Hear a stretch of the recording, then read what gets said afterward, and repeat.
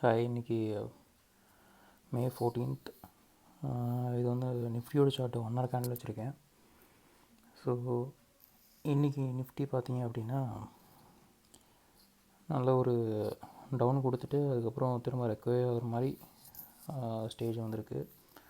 So அந்த first கேண்டலோட லோவே அது break பண்ணல, விச் மீன்ஸ் அந்த கேண்டலோட பாடியவே அது பிரேக் பண்ணி மேலே மூவ் பண்ண முடியல. ஸோ அந்த ஷேடோவிலே தான் ட்ரேட் ஆகிட்டு இருந்துச்சு. தென் இதில் வந்து சின்ன சின்ன பேட்டர்ன்ஸ் இருந்துச்சு ட்ரேட் பண்ணும்போது. எப்படின்னா, இது ஒரு சேனல் ஆகும், இதை பிரேக் பண்ணோன்னே இந்த பக்கம் மூவ் ஆச்சு, மேலே மூவ் ஆச்சு. ஸோ அதுக்கப்புறம் சைட்வேஸ் ஒரு சேனல் மாதிரி ட்ரேட் ஆச்சு. ஸோ மூமெண்ட் இப்படி தான் இருந்துச்சு. ஸோ ஹை லோ எதுவும் பிரேக் பண்ணல. என்ன கான்செப்ட்னால், இந்த 1 hour கேண்டில் வச்சோம்னா அந்த ஃபஸ்ட்டு கேண்டலோட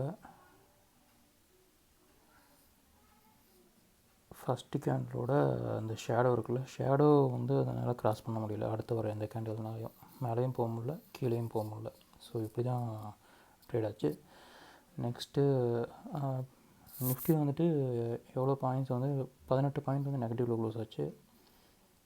நெக்ஸ்ட்டு பேங்க் நிஃப்டி வந்து down side movement, full down side movement,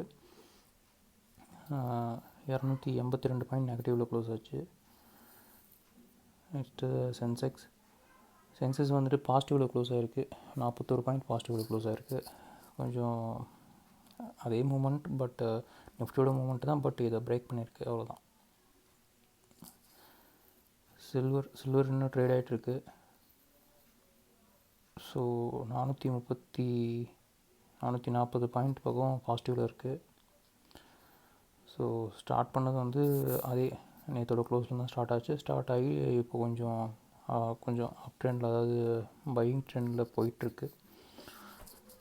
அப்போ